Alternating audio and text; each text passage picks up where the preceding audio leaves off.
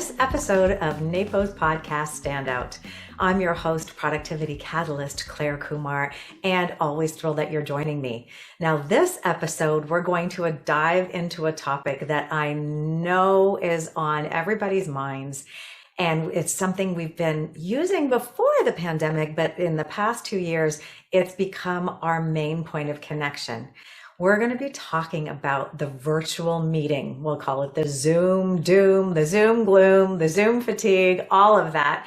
It's something that has been our lifeline to everyone else, but it has also been incredibly exhausting.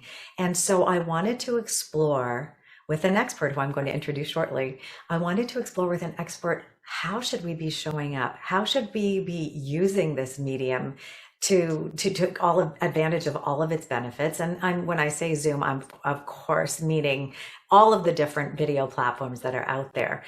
But I really want to tap into, what do you need to pay attention to in terms of managing your energy and attention so you can bring it to the meetings that you have, figuring out how to build the connection, which people are thinking, is just not as good as real life, but it's pretty good. So, and it's here to stay. So let's explore that. And who I've brought to help us is an incredible expert. This is communication expert Lauren Sergy. She's helped thousands of people become more effective leaders through skilled interpersonal communication and public speaking. She has worked with clients and audiences in Canada, the US, the UK, and Europe, including such companies as 3M, KPMG, Grant Thornton, Cargill, T-Mobile, and many, many more. She teaches programs on business communication at the University of Alberta, where she resides. She's coming to us from Edmonton at the moment. Her book, The Handy Communication Answer Book, was featured on Library Journal's Best Reference Books of 2017. Her latest book, which I have a copy of here, if you're watching the YouTube video, you'll see it right here. It's called Unmute: How to Master Virtual Meetings and Reclaim Your Sanity. And it's now available anywhere you can find your online books. So I want to welcome you, Lauren. Thank you so much for joining me today. Thank you for having me. It's a pleasure to be here. Thank you. So, I've experienced my own, and I might experience it today because my day includes 2 podcast interviews, 2 coaching calls, which is a lot of one-on-one interview and direct to camera, my eyes on the aperture for probably 5 hours today.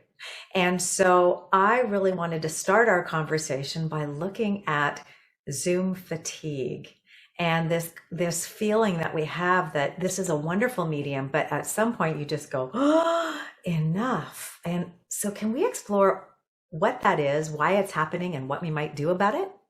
Absolutely. Let's start with the whole, what is Zoom fatigue?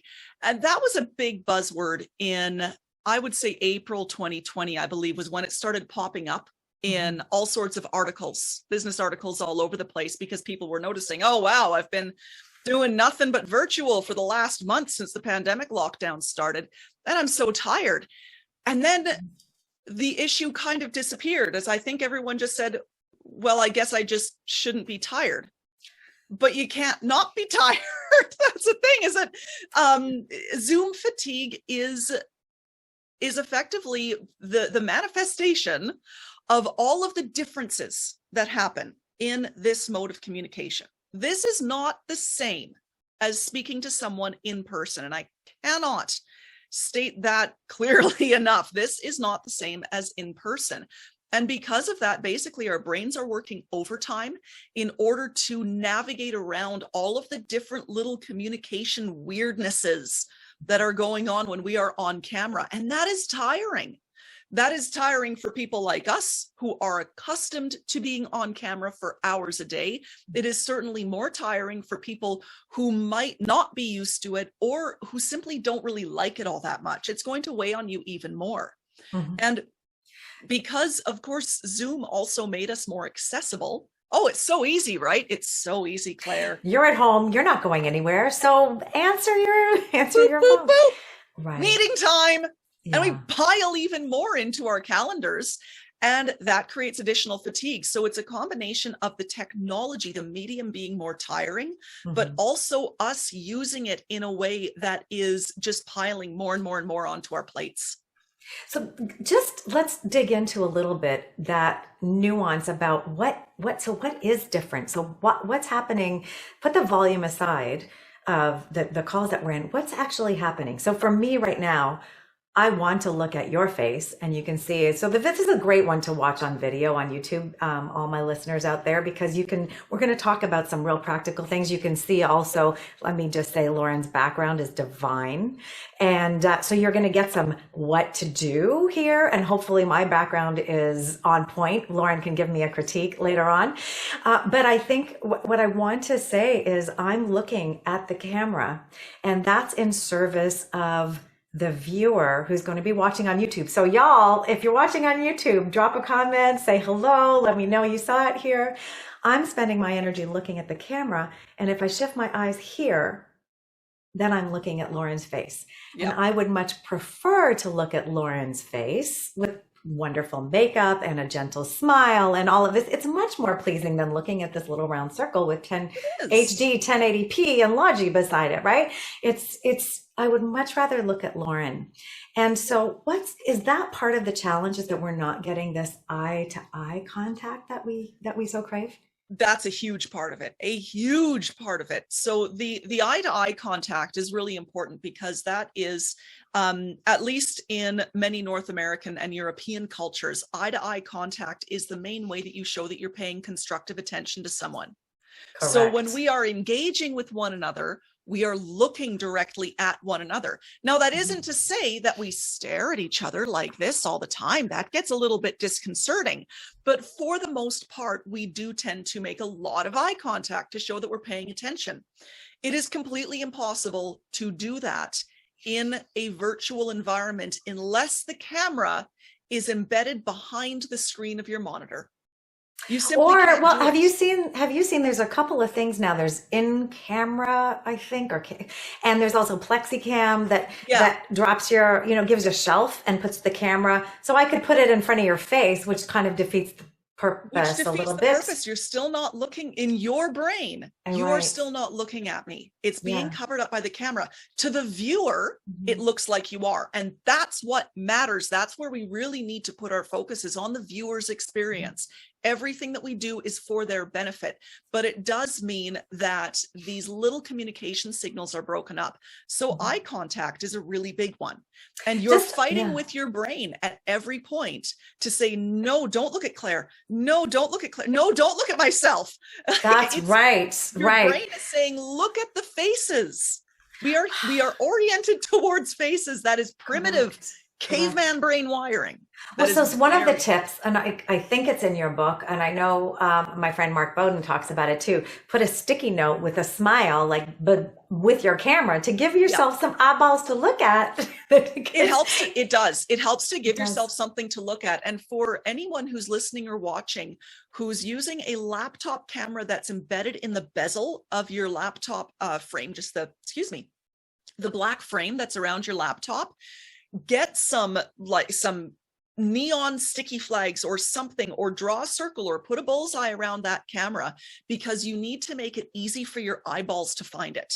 Otherwise, you're going to be hunting all over the place. Oh, there it is, before you lock onto the camera. So you need to make that easy. But this kind of eye contact goes from being instinctual to being intentional. So that uses up a little bit of your processing. So and therein the fatigue begins. Now your brain's working that little bit harder to make this happen. So did you find any research that talked about, and I know it's cultural, first of all, but did you find any research that shows the amount of time that we actually like to be, because we look at each other and we think of something and our eyes go here and there, but we come back. Do we have a sense of how often that eye contact is, or in a conversation, what percentage it is? Do we have anything like that? I don't have any specific figures on, shook my camera. I don't have any specific figures on that per se, but it is important to know that we don't make eye contact all the time, even in cultures that are eye contact heavy. if I had to take a rough stab, I would say that it's probably about 70-30 of eye contact, non-eye contact. Okay. And that will vary when we're in person. If we're both working on the same thing, we're both looking at you're looking at the same drawing for how to organize your space. You're not making eye contact. You are looking at the drawing. So if you are doing the same thing in virtual, you both know that you're looking at the same drawing. It's fine if you're not making eye contact with the camera. What you're trying to do is replicate the in-person experience for the person on the other side of the camera.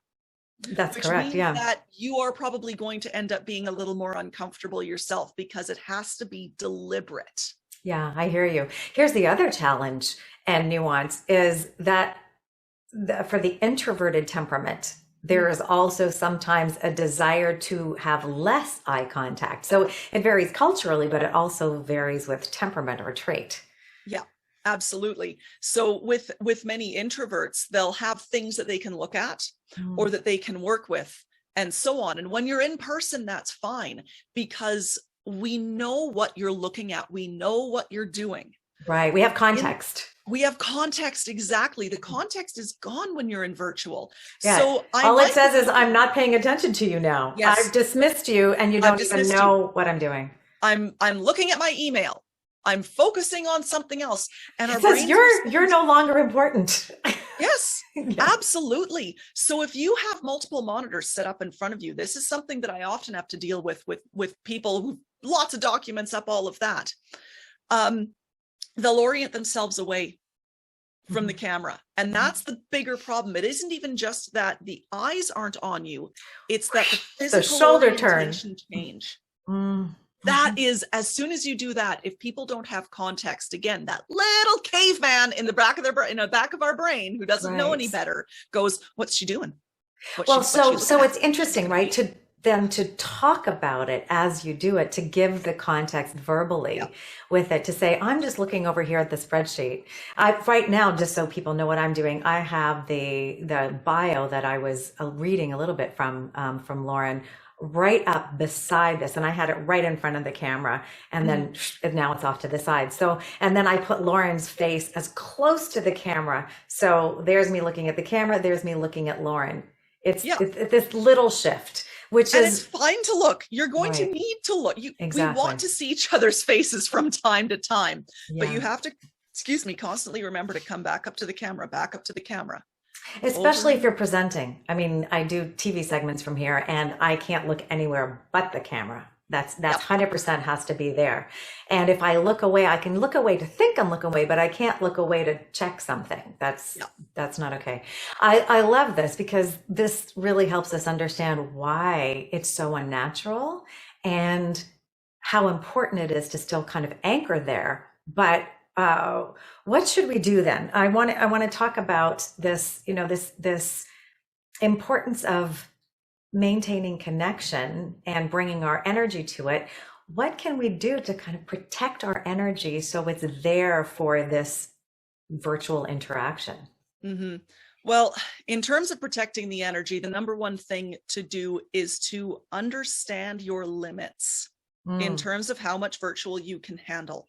And that is going to vary from person to person. I know people who will happily spend all day on virtual. Interestingly enough, they tend to rarely look at the camera. That's something that I've noticed. The ones who said, I am a loner. I like to be in my home office. I'm so happy I don't have to go in anymore. Frequently, they're leaving the cameras off, and very rarely do they ever look at the camera.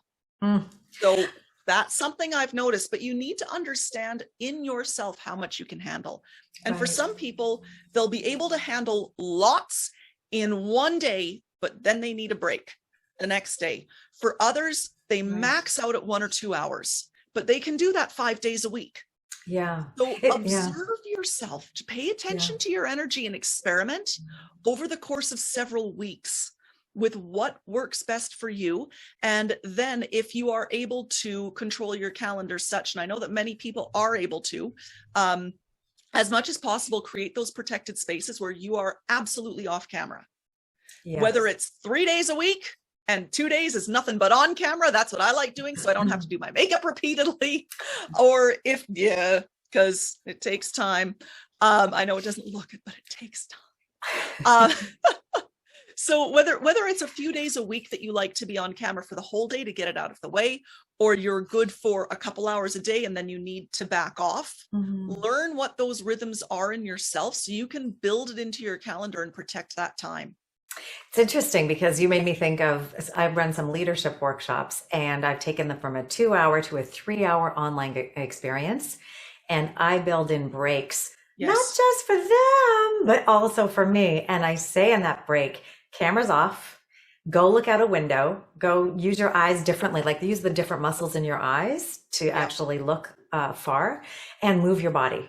Because one of the things you wrote in your book is that we tend to be very static. You wrote about the woman who dropped a pen under her desk and deftly took her sock off, used her toes to pick up her pen and bring it back up here, and nobody knew. And then I love this. You say, well, what would you have done in a regular room? Well, I would have bent down and picked up the pen. But it's that feeling like, it's almost like, when you're having a massage and the massage therapist needs to go get more oil. Yeah. Usually the oil is so close to the table, they can keep a hand on me. So I know where they are. They don't go away and come back and startle me.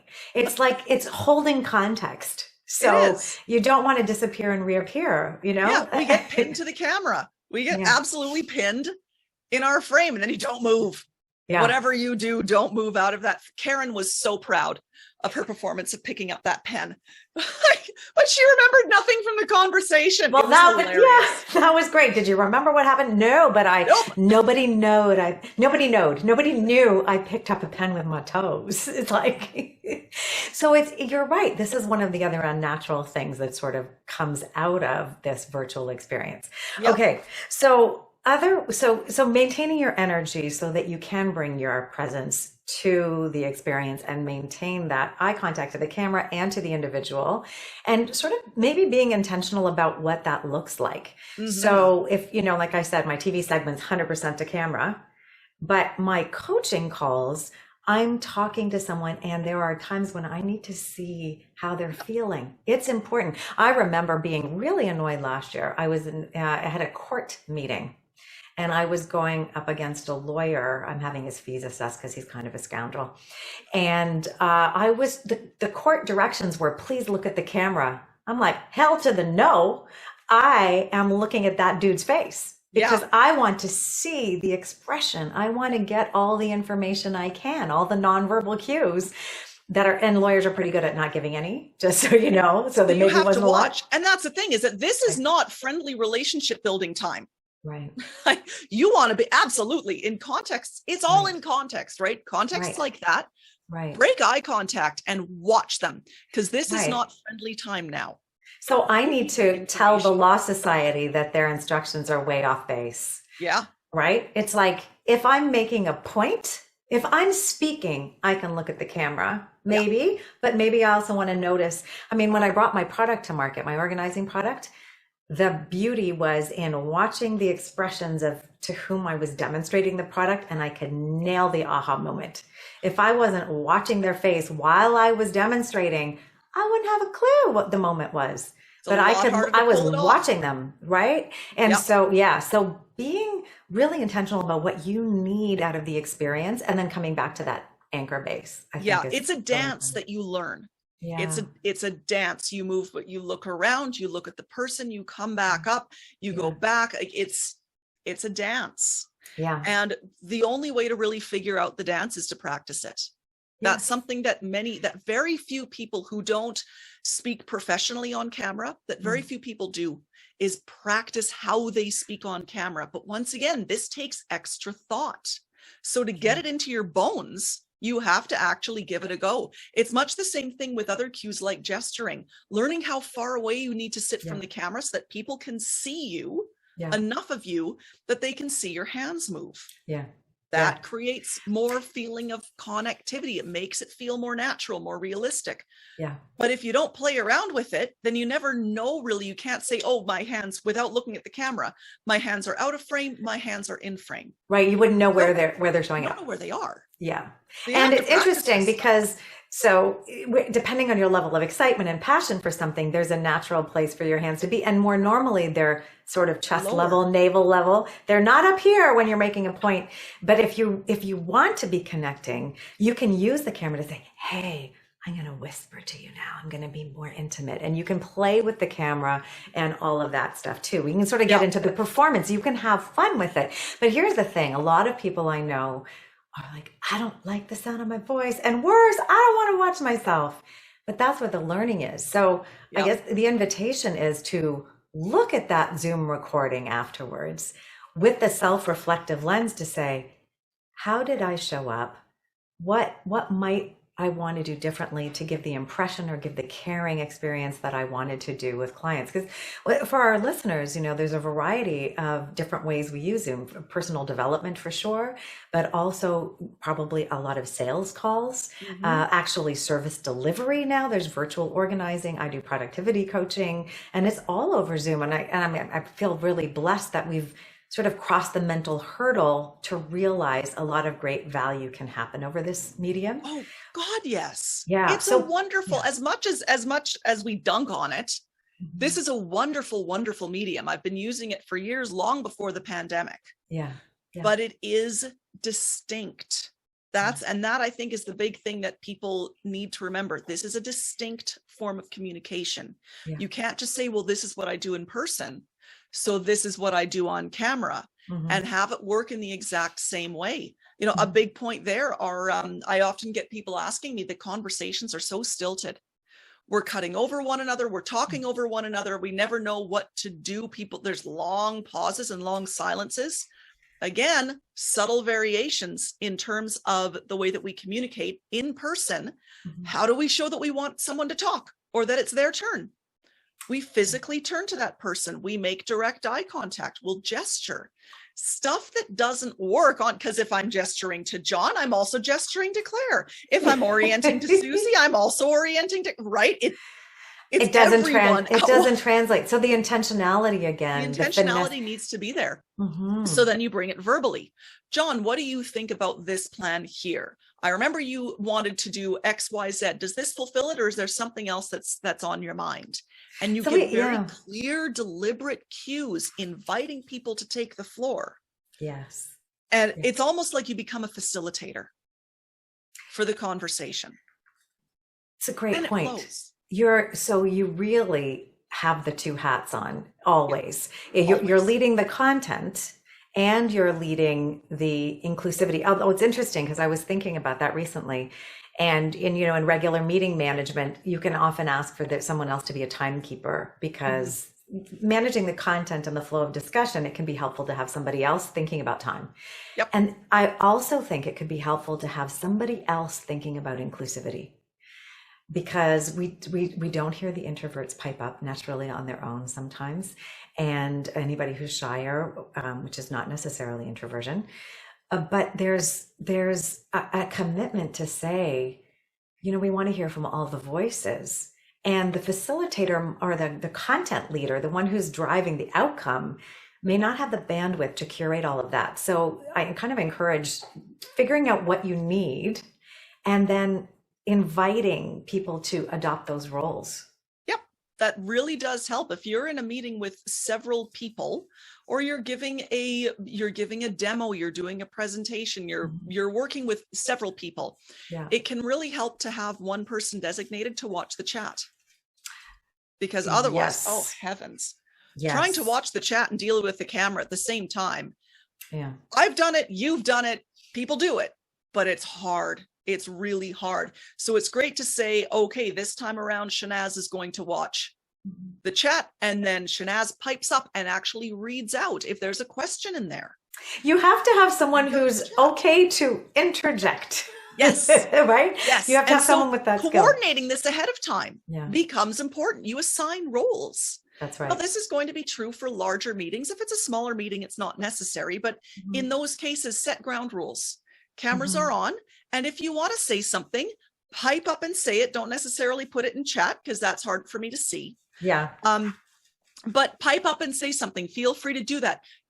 Creating hand signals is a great way. If there's few enough people in the meeting that everyone is on the same screen, tell them to physically raise their hand. Yeah, the little icon gets missed, especially if your background is yellow. Yeah. It's not going to show up. It's not going to show up. Yeah. I was just in the speaking association here had a conference, and one of the talks was about engagement, and someone had taken her hand and made a cutout that she waves of her hand. But you could just use your hand, but it's bright white. And so it visually stands out. And she had made all kinds of other things too, an unmute sign, a love sign, which really have a lot more dynamism than the reactions, I would say. So you can get your own kit of engaging feedback. Absolutely. And you can make this as big or as small as you want. For one-on-one meetings, that might be a little overwhelming. But for one-on-one meetings, it's going to be a different dynamic because the flow will be a little more natural. Yes. There will probably be less camera eye contact. You know that you're in the room together doing the same thing. Yeah. So there will probably be more watching of the actual faces. Yeah. So things will be a bit different, but as the size grows, you can try different tools to make it work, but you really do need to keep that facilitation piece in mind. Something else to keep in mind is the size of your expression. Many people get locked down when they're on. I know, you and I, right? we are used to this. What I find the best analogy that I can think of for what it's like to be expressive on camera is very similar to what it's like to be expressive as a speaker on a large stage, because you have to be able to get your expression to the people in the back of the room.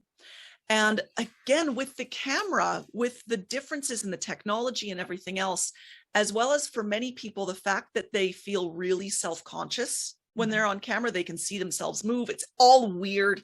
It's just weird. What we do is dial the expressions down and become very flat.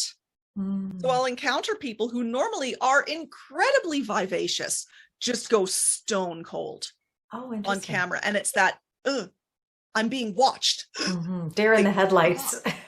Many introverts experience this as well. So I just describe it as you take the dial. There's no specific way of doing it. I wish there was. You take the dial and you dial it up a couple of notches. You don't need to go from a 2 to an 8.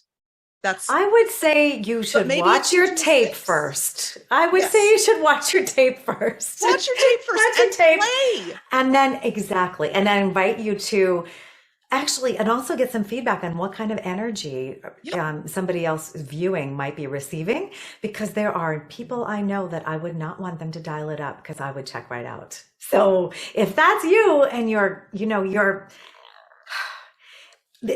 if you're really skilled at knowing what to do, you can, like I said, play with that camera. You can be in close, you can be louder, you can really play with the dynamic. Sometimes being softer is going to bring intrigue and draw attention. So play with all that dynamism. But it's having that emotional nimbleness. To be able to figure out what it is. And this is a performance element. Again, that's like tripping people up. It's not the same as in person. So you have to think, what do I need to do for the camera? What do I need to do for everyone who's watching? It's not for your benefit. It is for theirs. And this is an act of service. It's an act of service. And sometimes that means that it's going to be a little uncomfortable or a little weird for you, not the way you would like to be talking to them, but it's all about creating that experience for the other person. Love it. You mentioned something, and I want to come back to this, and it really harkens to where we started, this fatigue. You said cameras on, and I want to go a little head to head on this one to understand. So give me your perspective on etiquette and what should happen in meetings. I'll just give a little backstory about Asana. They are, most of my productivity friends will know this. It's a project management online tool to really manage a team and get things done. And their executives were meeting, and they had a hybrid meeting starting. And we need to understand, oh my gosh, hybrid is a whole other conversation, but they said that there was so much talking over each other that the people that were remote lost, like the people in the room just took over talking to each other and just ignored the people that were remote. And they decided as an executive team, it's going to be all or nothing. It's going to be everybody on camera or everybody in the room. We're not going to do this hybrid thing. From my perspective, 20, 25, 30 years ago, I worked with people who were present in a room and remote on conference calls before. And the same kind of thing could happen. And we never said, if we can't all get together, everyone's going on the phone. We never denied the social connection, which is the point of coming to the office anyway for a lot of people. So I have a hard resistance to this, what I say is a lack of leadership and facilitation management to make sure we've got inclusivity and we've got a well-managed meeting. I just think, Asana, get your stuff together. Like, hello, do we need to have a talk? Do they need to bring in Lauren? Like, what's going on here? Right? Asana, bring me in. Let's talk about this. Right? It's like, hang on a second. Do not give people, take away the reason people came to the office, because one person is going to be remote on camera. You're now going to have everybody sitting at their cubicle and I'm sorry, hell to the no. So, back to the question, the camera's on, camera's off. How would you summarize what a good intent is, or what you think the optimum experience is? The important thing is that everyone shows up the same way. That's the crucial thing with any kind of video conference etiquette, that everyone shows up the same way. So if everyone needs a break from being on camera, set it as a cameras off meeting.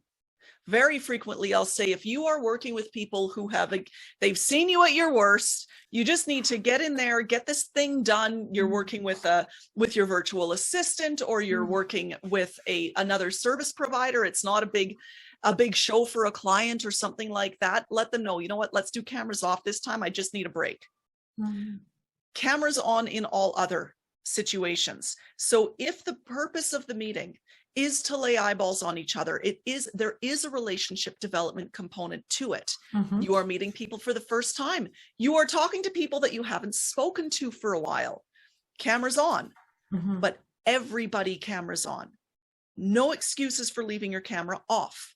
And that sort of etiquette, it's a very visceral response that people get. And this is mostly applicable to teamwork or to meetings where there's several people in it, of course. When we see one person with their camera off, the reaction is not, oh, they need a break, unless we for sure know that they do. You know, like if you've got some poor parent with the newborn who is just sick as anything and they can't put them down.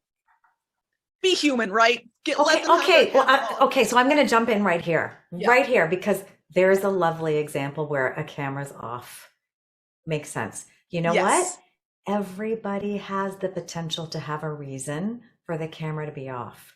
So my approach is not black and white like that. So when I run these leadership workshops, right, and there are people coming from different companies, my guidance, and I would love to know what you think about it, my guidance has been, if you are speaking, I really invite you to have your camera on, because it's going to help us understand you. I know your day might have been back-to-back Zooms, and you might be exhausted. You might be introverted. You might be highly sensitive. You might have a teenager who's refusing to be clothed, walking around behind you.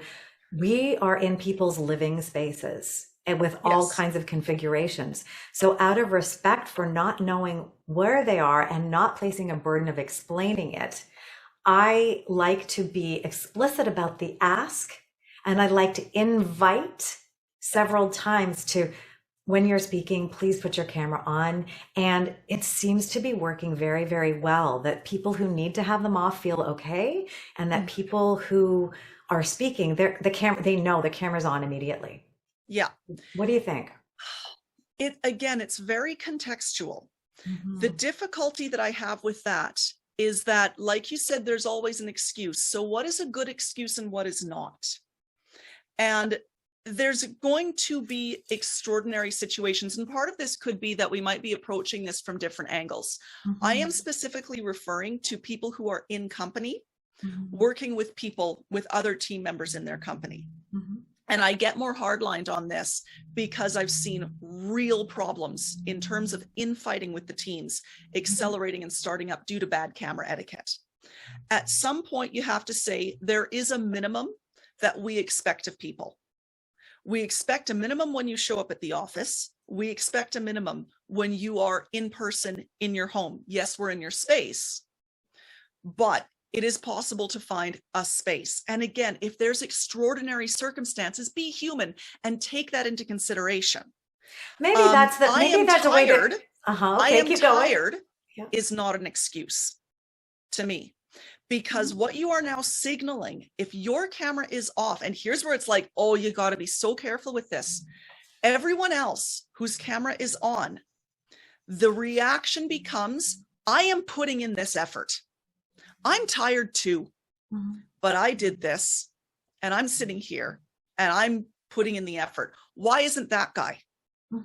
He never turns on his camera. What is up with this? Why do I have to put in the effort and they don't?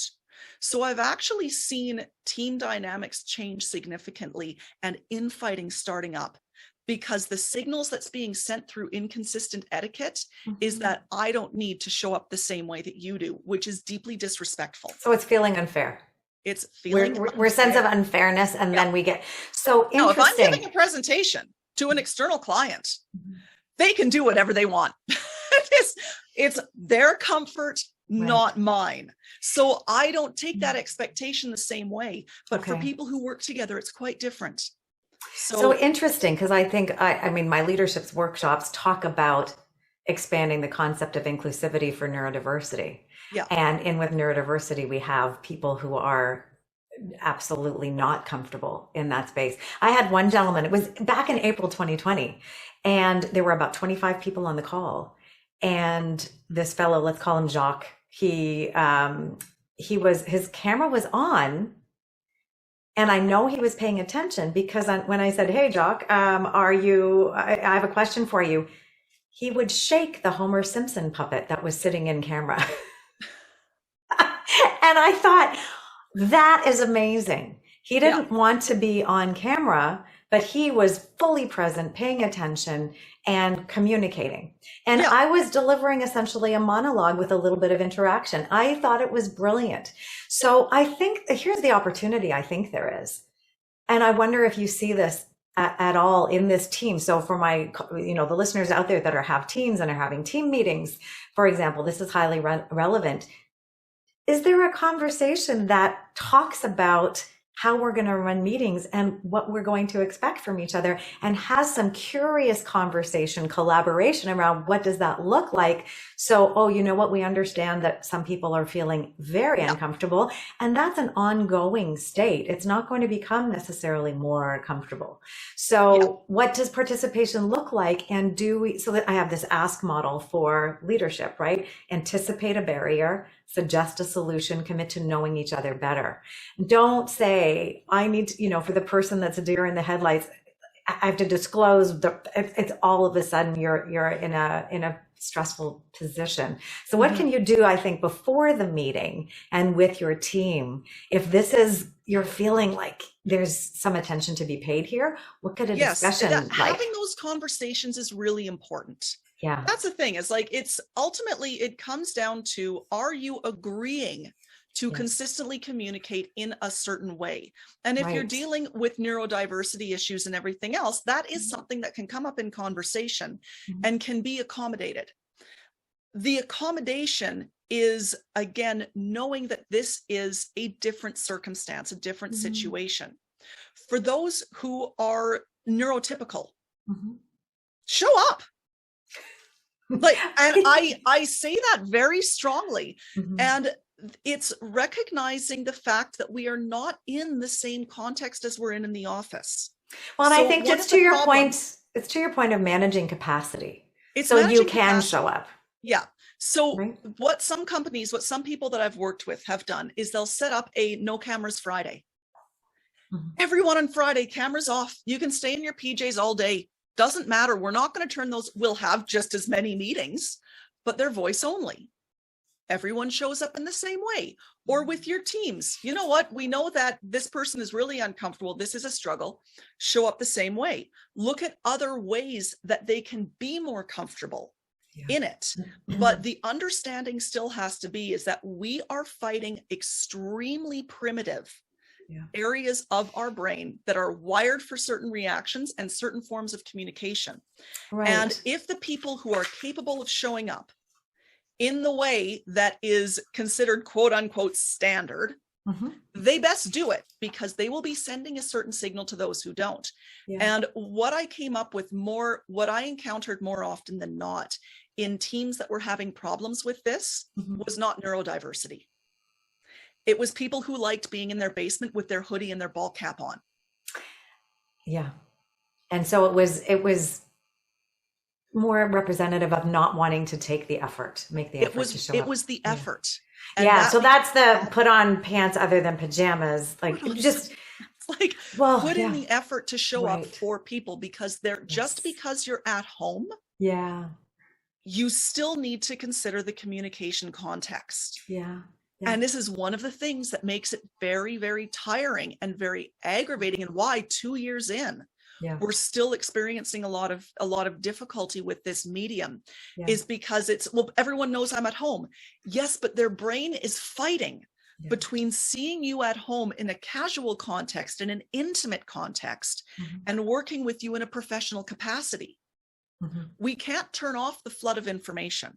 Our brain sees it all and interprets it all. So you want to create a smooth experience for that. And like I said, for many people, I've worked with some who have had to lay down the law with many of their people. They're like, no, it's not that you have a nursing kid at home. It's not that we're dealing with anything else. Right. It's that you rolled out of bed, and I know you did because I can see the bed in the background. Like, come on. You can tell the sheets are still warm? Is that... Oh yes, one of them specifically said, like, my colleague likes to be with his headboard behind him. We know he's sitting in bed. Can you maybe insinuate that people shouldn't do that? Right.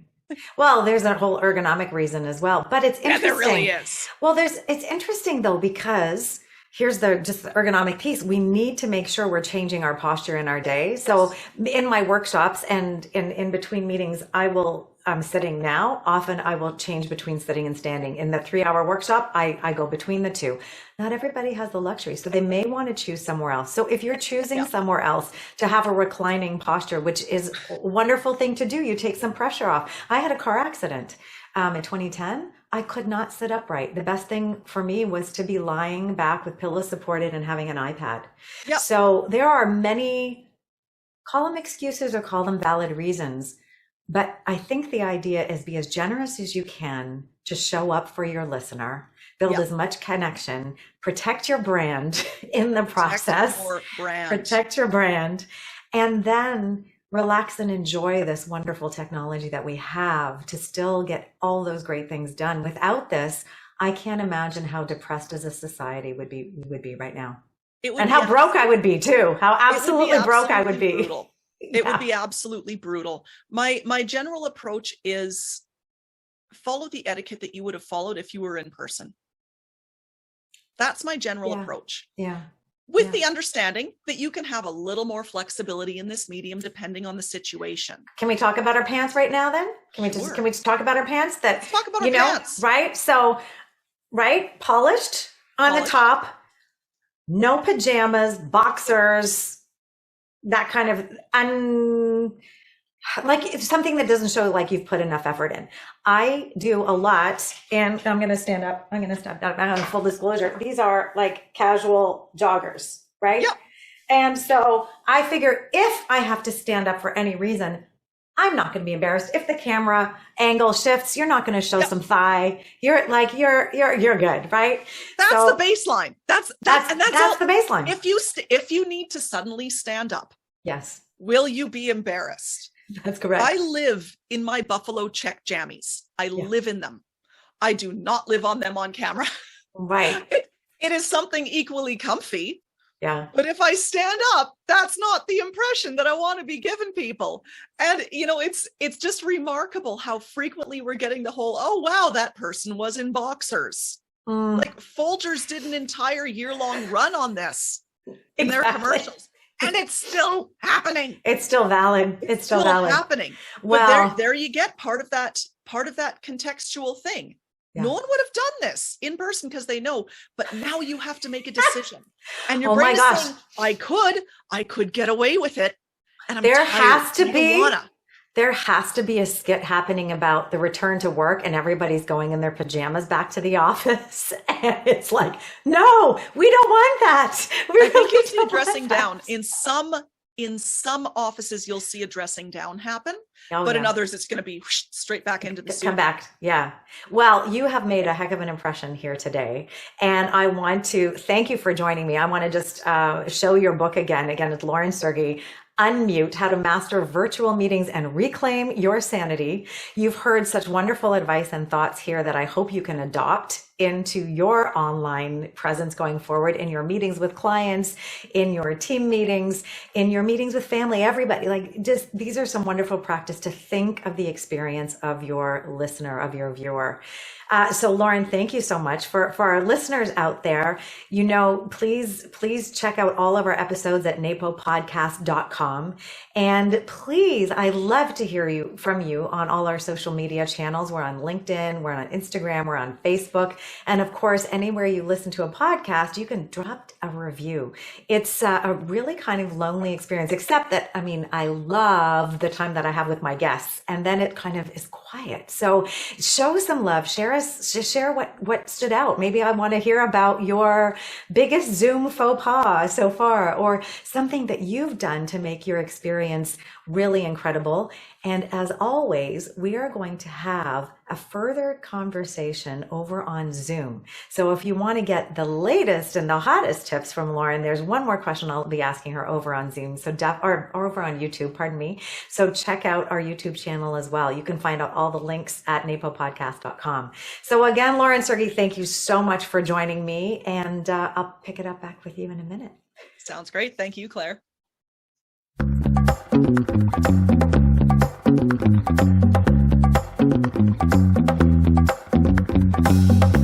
Okay, Lauren, I'm so glad we have a few more minutes to dive into a really fun topic. I want to talk about some of the funny things that have happened and pet peeves. Okay, so funny things, right? We saw Robert Kelly, the BBC interview, where his kids sauntered, sashayed into the room, rolled into the room, and his wife slid into the room. It was you couldn't do physical comedy better than that, and the poor guy had to try and continue his interview. It was the best. And then there was the lawyer with the cat filter face, lawyer right? cat. Lawyer cat. And Potato then there was the guy in an urban planning meeting whose cat came in and he physically threw his cat. And because you don't have context, you don't know if there was like a set of pillows to catch that cat. So you just filled in the blanks and you thought that cat hit the window, slid to the floor.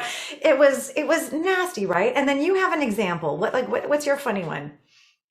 Aloha Gate. Oh, tell me more. Aloha Gate. So, and I know that this happened in more places than Alberta, but during the Christmas of 2020, when most of us were under some form of lockdown, several Alberta members of the Legislative Assembly, our elected representatives, decided to hive off for tropical vacations in Cancun and Hawaii and all over the place, while everyone else was ordered stay at home. And they were using virtual backgrounds to hide the fact that they weren't in office. But they were discovered.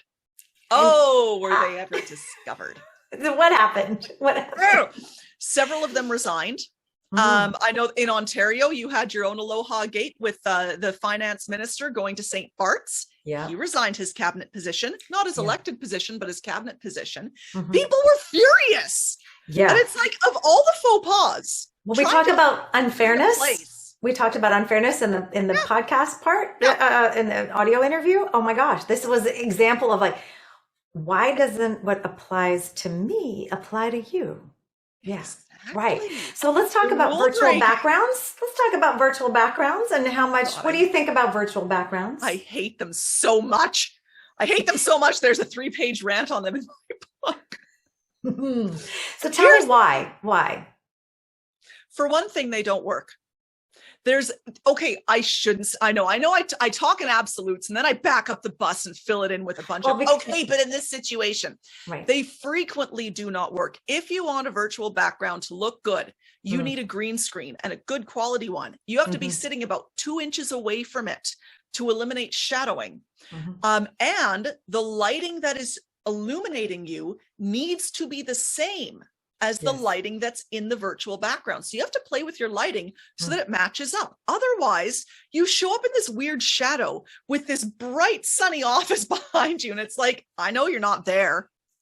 I can tell, like, that is a physical impossibility, the way that everything is lit. Right. So you're not being honest with me. You're not being honest. And it eats their brain, and people, they stop paying attention to you, even for little bits of time. They're like, where is she? And if you've got like spiky hair, it sort of dances in and out. Somebody showed something on, like, I'm going to show your book up, but they were showing something with a virtual background. They're like, look at my dog here. And I'm like, I can't see your dog because it's eaten by the background. And now I'm slightly annoyed at you. And half your head disappears. Correct. Like, but just don't.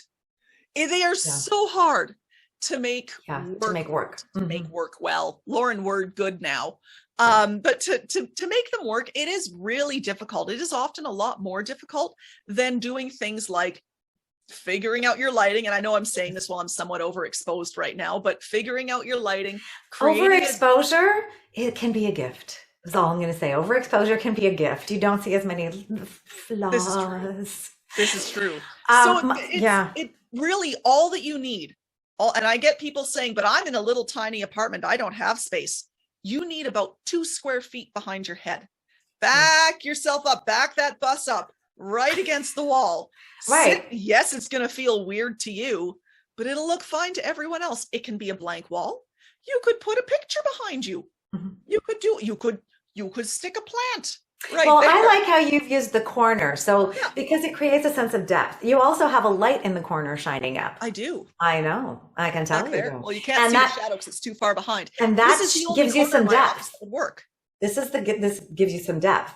So so I have to first get my Zoom peeve. I wish Zoom zoomed. Yes. So by that, I mean, I'm going to just, don't get motion sick, folks. I wish my camera could frame this, right? And if I connect with people on Skype, I can zoom my camera. Not in this platform, baby. No, I'm like, so how can you name something Zoom and not Zoom?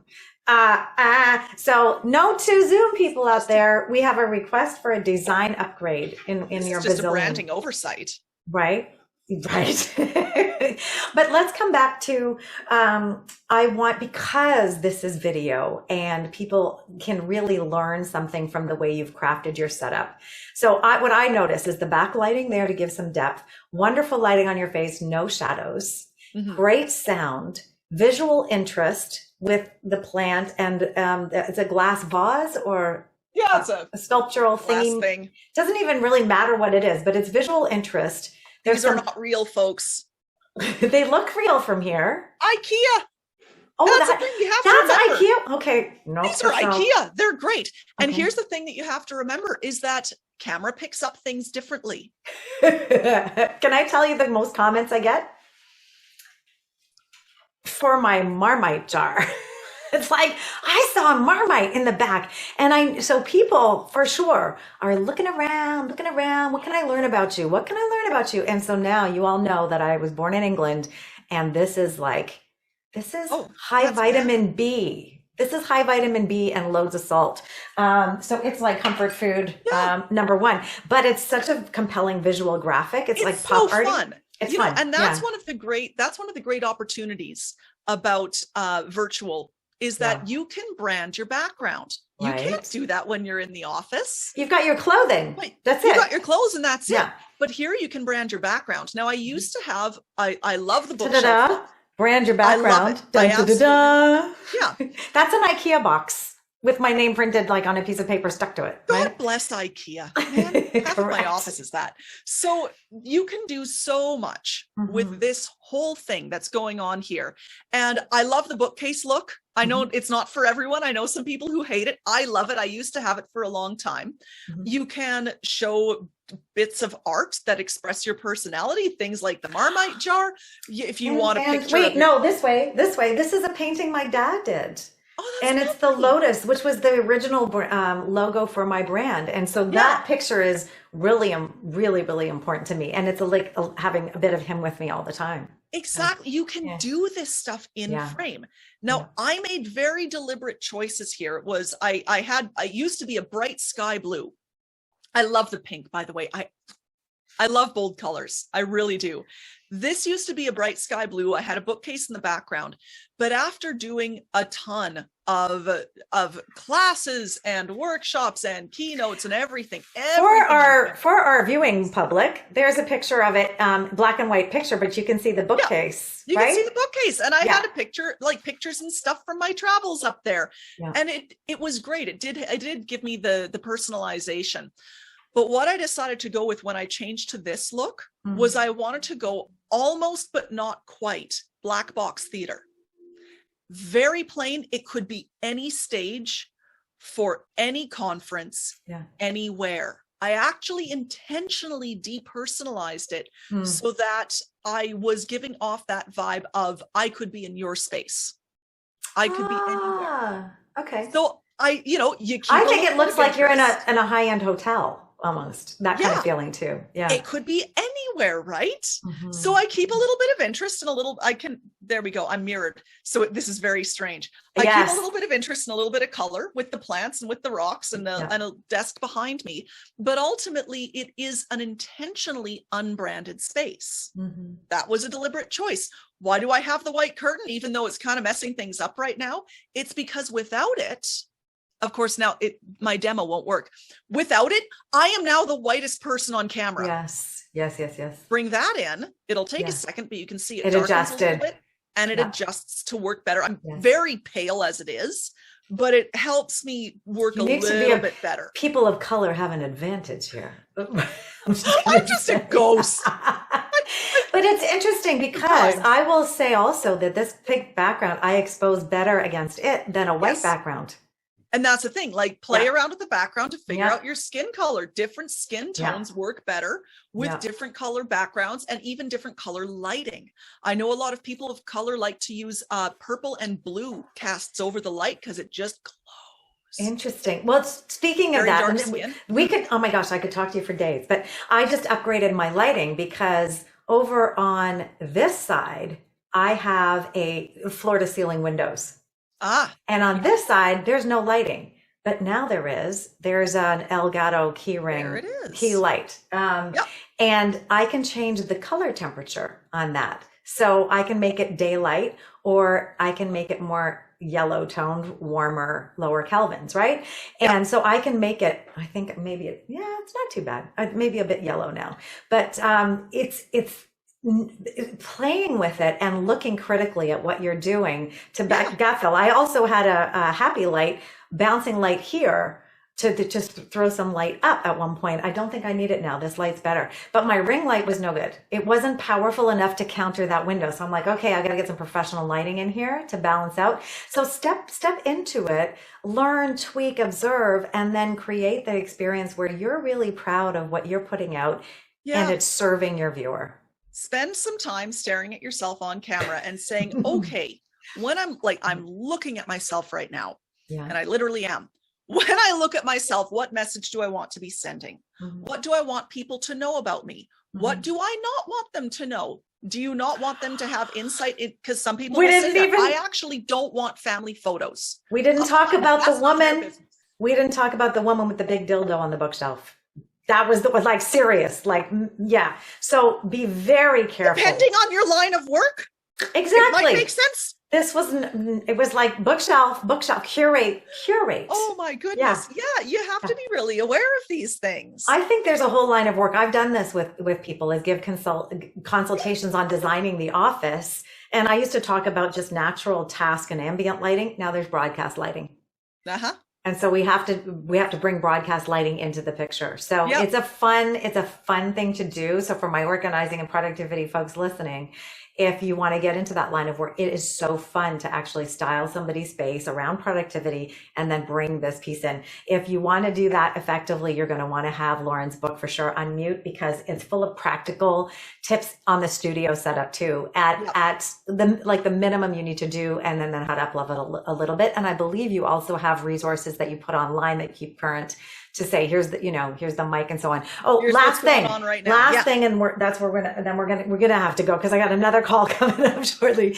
But I realized, when I first got my Blue Yeti USB mic, which gives good sound, which I needed, I had it on my desk and I would be animated and I would put my hands on my desk and it would be like into the mic, right?